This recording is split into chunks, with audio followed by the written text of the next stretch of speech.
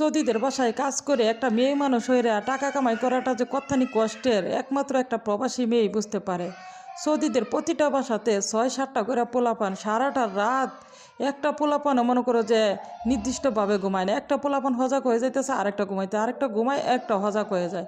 সারাটা রাতই ধরতে গেলে এখন কি বলবো যে নিজের সন্তান কেউ মনে হয় যে আমাদের বাংলাদেশের মহিলারা এরকমভাবে লইয়েরা বয়ে তাই না। কারণ সৌদি আরবের মহিলারা সারাটা রাত মনে করো যে আলাদা রুমের মধ্যে ঘুমাইবো আর বাচ্চাগুলো কাজের মেয়েদের সাথে দিয়ে দিব।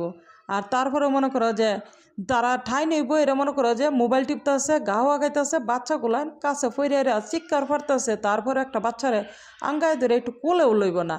মাঝে মাঝে নিজের কাছে এত খারাপ লাগে যে তুই তো মনে করো জন্ম দিছস, আমরা তো জন্ম দেই না, আমরা তো তোদের এখানে বেতনভুক্ত কর্মচারী। তারপরেও আমরা যে মায়াটা করি বাচ্চাদের, এই সৌদি আরবের মহিলারা বলেও মনে করো যে বাচ্চাদের কখনোই মনে করা যায় আমাদের বাঙালি মায়েদের মতন মায়া দেয়া নাই। আবার দেখবো যে একটা বাচ্চারা একটু যদি কখনো একটা কাজের মেয়ে সর্তাপড়া দিছে, তখন বোঝা যাইতেছে যখন বাচ্চার প্রতি তাদের এত মায়ামহবত আর বলার মতন আর ভাষা নাইকা। এই সৌদিরা এই যে প্রতি বছর বছরে যে এই যে বাচ্চা নিয়েই, আসলে যদি কাজের মেয়েরা যদি না থাকতো তাহলে তাদের আর বাচ্চা নেওয়া লাগলো নইলে।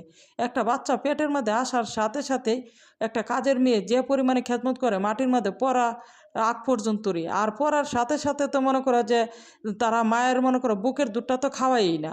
বুকের দুধ যদি না খাওয়ায় তারপরে আলা বুঝতে পারো যে একটা কাজের মেয়ে সারাটা রাত জাগিয়া ফিটার দইতাছে, ফিটার খোলাইতেছে, বাচ্চাদের খাওয়াইতেছে। এখন আর কি বলবো, আসলে এই কষ্টের কথাগুলো সে জানি না সবাই বুঝবো কিনা। তারপরে প্রতিটা প্রবাসী মেয়েকে অনেকেই বইলা থাকে যে আমরা বাসা বাড়িতে কাজ করতে আসি না, বাজে কাজ করার জন্য আসি, তখন বিরাট কষ্ট লাগে মনটার মধ্যে।